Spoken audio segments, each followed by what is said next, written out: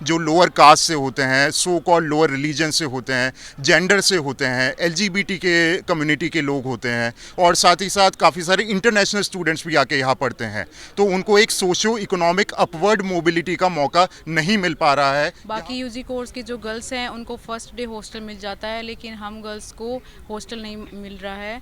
हमको 3 साल तक बाहर रहना पड़ता है, पीजी खोजना पड़ता है, उसका काफ़ी रेंट है वो चुकाना पड़ता है। हमारे एम्स प्रशासन बहुत बार हमको धमकी भी दे चुका है और इवन ये भी बोलता है कि यहाँ से हट जाओ, नहीं तो आपको वहाँ से टर्मिनेट कर देंगे, आपके ऊपर लीगल एक्शन ले लेंगे। ऐसे इवन हमारे घर वालों को भी मैसेज भेजा है उन्होंने, और इवन कॉल करके भी उन्होंने बताया कि अपने बच्चे को वहाँ से उठा लो, नहीं तो उन पे एक्शन हो जाएगा। और इस मेंटली वजह से अगर किसी स्टूडेंट ने कुछ गलत कदम ले लिया तो उसके लिए रेस्पॉन्सिबल कौन होगा? उन बाकी स्टूडेंट के लिए प्रॉपर टीचर है, प्रॉपर कैरिकुलम है, प्रॉपर हॉस्टल है और प्रॉपर एलटी, लेकिन हमारे पास कुछ भी नहीं है। नहीं किसी से भीख मांगते, हम हमारा हक मांगते। नहीं किसी से भीख मांगते, हम हमारा हक मांगते। आज पीसी हाय हाय, आज पीसी हाय हाय, आज पीसी हाय हाय, we want justice, we want justice, AIIMS प्रशासन हाय हाय, एम्स प्रशासन हाय हाय। क्या मांग है सर आप लोगों की? आप लोग दिल्ली के जंतर मंतर पे आने पड़े। नमस्कार, मैं ऑलरेडी पास आउट स्टूडेंट हूँ यहाँ का, और स्टूडेंट से मुझे पता लगा कि इन लोगों ने 28 दिन से लगातार स्ट्राइक कर रहे हैं डायरेक्टर ऑफिस के सामने, और काफ़ी सारी मांगे रखी हैं। पहली तो चीज़ है कि एम्स में जो रेगुलर डिस्क्रिमिनेशन चल रहा है, भेदभाव चल रहा है, मानवाधिकारों का हनन हो रहा है, और साथ ही साथ मेंटल हरेसमेंट जो झेलना पड़ रहा है स्टूडेंट्स को, उन पे एक प्रॉपर इन्वेस्टिगेशन कमेटी बैठाई जाए और इन्वेस्टिगेशन किया जाए। और साथ ही साथ जो स्टूडेंट्स हैं वो लगभग 1976 से कोर्स चल रहा है एम्स में, ऑप्टोमेट्री नाम से दिल्ली में, लेकिन तब से एक भी एकेडमिक कैडर का टीचर अलॉटेड नहीं है इस कोर्स के लिए। इस कोर्स के लिए डेडिकेटेड बजट नहीं है, तो ना कोई करिकुलम है, और साथ ही साथ जो बच्चे पास भी हुए हैं अगर उनको इंटरनेशनल जाना होता है तो एम्स ने झूठी ट्रांसक्रिप्ट भी रिलीज़ कर दी है उनको। मानवाधिकार की आप बात की है कि मानवाधिकार का हनन हो रहा है, क्या हनन हो रहा है? एक्चुअली ह्यूमन राइट्स काफ़ी बड़ा मुद्दा है। जैसे राइट टू एजुकेशन हो गया, हमारा राइट टू हेल्थ हो गया, जो universal declaration of human rights है उसमें ये काफ़ी बड़े मुद्दे हो जाते हैं।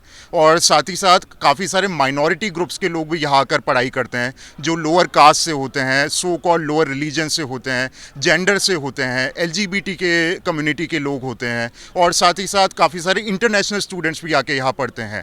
तो उनको एक सोशो इकोनॉमिक अपवर्ड मोबिलिटी का मौका नहीं मिल पा रहा है यहाँ पढ़ाई ना होने से और हेल्थ केयर भी अच्छी प्राप्त ना होने से। तो आप लोगों की मांग है कि यहाँ पे हेल्थ बढ़िया नहीं है, एजुकेशन सिस्टम लो कहीं ना कहीं नज़र आ रहा है, और लोग हैं, मैं उनसे जानने की कोशिश करूँगा कि लगातार ये लोग मानवाधिकार की भी बात कर रहे हैं कि जिस तरह से मानवाधिकार का हनन हो रहा है। एक लेडी डॉक्टर हैं, मैं उनसे जानने की कोशिश करूँगा। क्या नाम है आपका? मेरा नाम प्रीति है, मैं बैचलर ऑफ ऑप्टोमेट्री की सेकेंड ईयर स्टूडेंट हूँ। हमारी ये जो डिमांड है उनके अंदर प्रमुख डिमांड में एक है कि फ़ीमेल सेफ्टी, जिसके अंदर ये है कि एम्स प्रशासन है वो हमको हॉस्टल नहीं प्रोवाइड कर रहा है।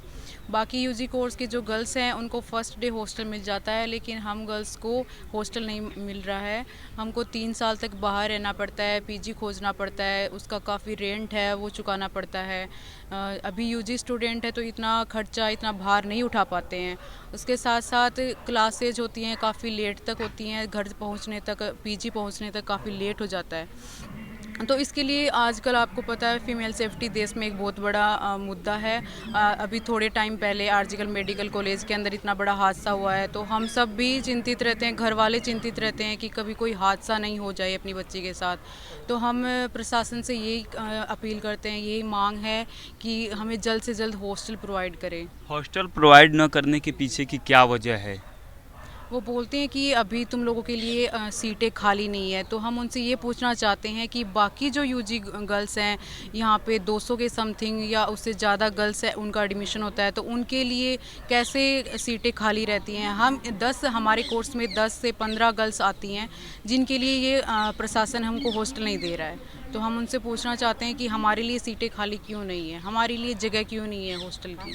चलिए, तो ये बता रही हैं जो लेडी डॉक्टर हैं कि जो यूजी वाले स्टूडेंट्स हैं, जो फीमेल स्टूडेंट हैं, उनके लिए हॉस्टल प्रोवाइड किए जाते हैं, लेकिन इनके लिए हॉस्टल प्रोवाइड नहीं किए जाते। एक भाई साहब हैं, आप देख सकते हैं साफ साफ ये वी वांट जस्टिस के नारे भी लगा रहे हैं लोग, बार बार वी डिस्क्रिप्शन सेफ्टी की बात कर रहे हैं। क्या कहेंगे आप, जिस तरह से आप लोग डॉक्टर हैं और आप लोग को दूसरा भगवान माना जाता है इस मतलब धरातल पर देखा जाए तो, और आप लोग सड़कों पे उतरकर प्रदर्शन कर रहे हैं लगातार सरकार के खिलाफ, मांग क्या है आप लोगों की? सर हमको आज 28 दिन हो गए, हम डायरेक्टर ऑफिस के बाहर बैठे धरना दे रहे हैं। तो उसमें डायरेक्टर सर या हमारे एम्स प्रशासन बहुत बार हमको धमकी भी दे चुका है, और इवन ये भी बोलता है कि यहाँ से हट जाओ, नहीं तो आपको वहाँ से टर्मिनेट कर देंगे, आपके ऊपर लीगल एक्शन ले लेंगे। ऐसे इवन हमारे घर वालों को भी मैसेज भेजा है उन्होंने, और इवन कॉल करके भी उन्होंने बताया कि अपने बच्चे को वहाँ से उठा लो, नहीं तो उन पर एक्शन हो जाएगा।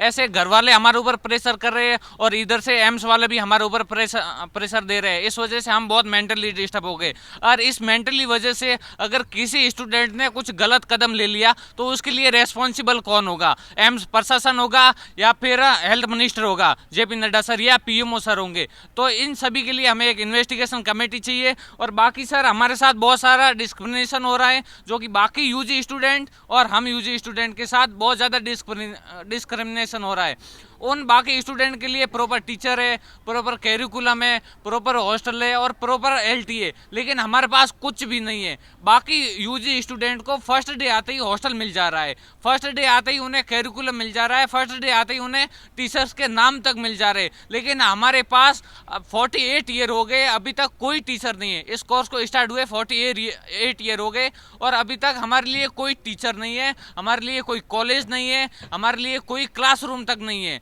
और इवन कोई कैरिकुलम नहीं है कि हमें क्या पढ़ना है, क्या सीखना है। तो और सेकंड बात यह है कि हमारे लिए कोई हॉस्टल नहीं है। बाकी यूजी स्टूडेंट को आते ही फर्स्ट डे हॉस्टल मिल जा रहा है। आप लोग किस बैच के हैं? आप लोग का एडमिशन कब हुआ था, किस सन में? सर मेरा 2022 में हुआ था, और मैं अभी सेकंड ईयर स्टूडेंट हूँ ऑप्टोमेट्री का। Yes sir. यहाँ जितने भी लोग हैं वो सारे सेकेंड ईयर स्टूडेंट? नहीं सर, यहाँ पे फर्स्ट ईयर से लेके इंटर्न तक है, और इवन पास आउट भी सारे लोग हैं। Yes sir. क्या पीछे की वजह है, जो डायरेक्टर क्या चाह रहे हैं, और जो मेजरमेंट है, इनसे मेजरमेंट है, वो आप लोगों की उनसे बातचीत हुई? जी, हमारी 3 मीटिंग्स हो चुकी हैं जब से हमारी स्ट्राइक चल रही है। 2 तारीख से हमारी स्ट्राइक चल रही है। हमारी 3 मीटिंग्स हुई हैं, पर जो हमारी कोर डिमांड्स हैं, जैसे जो हमारा इन्वेस्टिगेशन का मुद्दा है, जो हमारी एजुकेशन का मुद्दा है, वो सारी डिमांड्स हमारी इग्नोर करी जा रही हैं। इसलिए स्टूडेंट्स अभी कंटिन्यू कर रहे हैं प्रोटेस्ट, और यहाँ जंतर मंतर में भी आए हैं। चलिए, तो ये स्टूडेंट हैं और दिल्ली के जंतर मंतर पे लगातार प्रोटेस्ट कर रहे हैं। आप सभी लोग जानते हैं कि देश में जब भी कोई प्रोटेस्ट करता है अपने हक अधिकार के लिए, उसे कोई ना कोई नाम दे दिया जाता है। जैसे किसान प्रोटेस्ट कर रहे थे अपने एमएसपी के लिए, तो भारतीय जनता पार्टी की जो सरकार है उन्हें खालिस्तानी आतंकवादी घोषित कर देती है।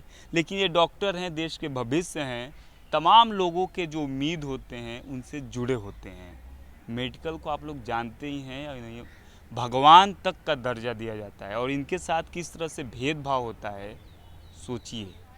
आप क्या सोचते हैं, हमें कमेंट में ज़रूर बताइए। शुक्रिया। नेशनल दस्तक की आपसे गुजारिश है कि अगर इसको बचाना चाहते हैं तो नेशनल दस्तक को सब्सक्राइब करने के लिए रेड कलर के सब्सक्राइब बटन को दबाएं, फिर बेल आइकन की घंटी दबाएं। नेशनल दस्तक को बचाने के लिए बहुत ज़रूरी है कि हर खबर को शेयर करें, लाइक करें, कमेंट जरूर करें।